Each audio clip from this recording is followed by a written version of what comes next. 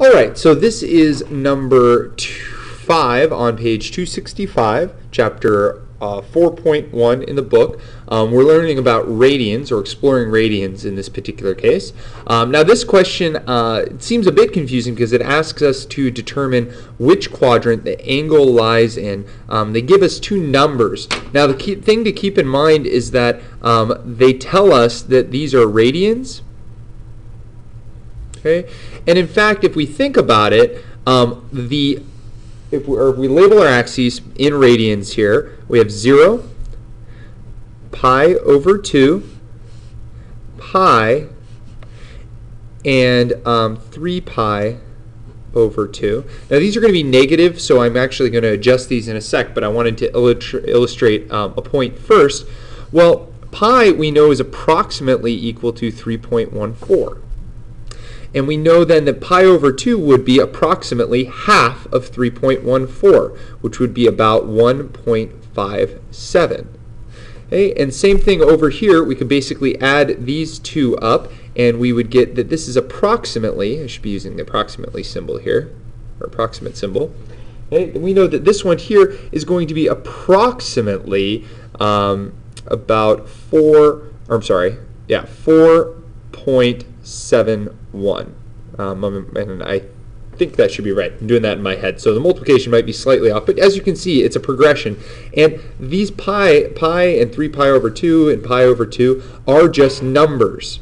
We just know that pi is important enough and it's irrational, so we want to be as accurate as possible, so we give it a symbol, and that's the way we generally use it. But when we're comparing it to numbers, it's a good idea to look at the approximations, and then we can make an informed decision. So based off that, what I'm going to go ahead and do is kind of do a reverse, because I'm using negative angles here. So if we are going in the clockwise direction, then we would be dealing with positive angles, just as we see here. We have 1.57, then 3.14, then 4.71.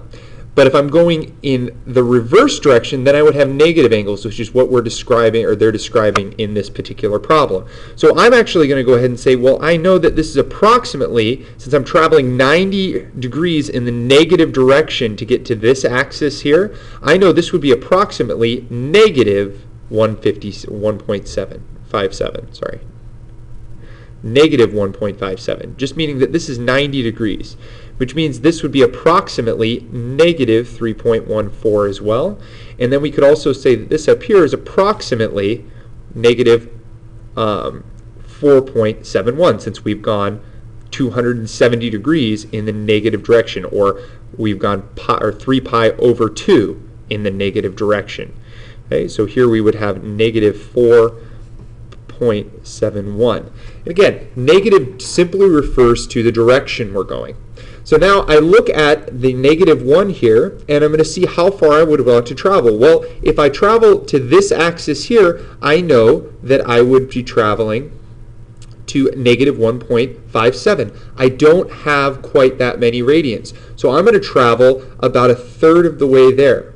Now it just asks you for the quadrant, okay? But if you notice here, well, negative 1 is about 2/3 of negative 1.57. So I'm going to travel about 2/3 of the way to negative 1.57. And I can say that this theta would be approximately negative 1.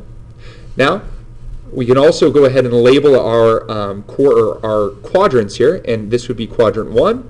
This would be quadrant 2. Again, positive angle direction is the same thing as the direction in which we would label our quadrants. Okay, we go counterclockwise to label the quadrants and for a positive angle. So then here we have angle, then we have that negative 1 would be in quadrant 4. Now moving on to the second one here, we have negative 2. So I'm going to go ahead and do the same thing. I'm going to travel until I get to here, and I see that, well, when I get to this axis right here, I'm only at negative 1.57, and I need to get all the way to negative 2. But if I travel all the way back to my x-axis, well, then I'm at negative 3.14. So I've gone too far. Right? And again, I'm going to go about a third of the way here, because again, this is about 1.5, and we're traveling negative 2. Okay? So negative 2 would be about 2/3 of the way around to get to negative 3.14. And again, that's not as important, but if we were to do this, and I called this maybe theta 1, sub 1, well, this theta would be equal to negative 2. And that's all traveling all the way to the red line here. Okay? And we can see clearly that negative 2 would then be in quadrant 3. Okay?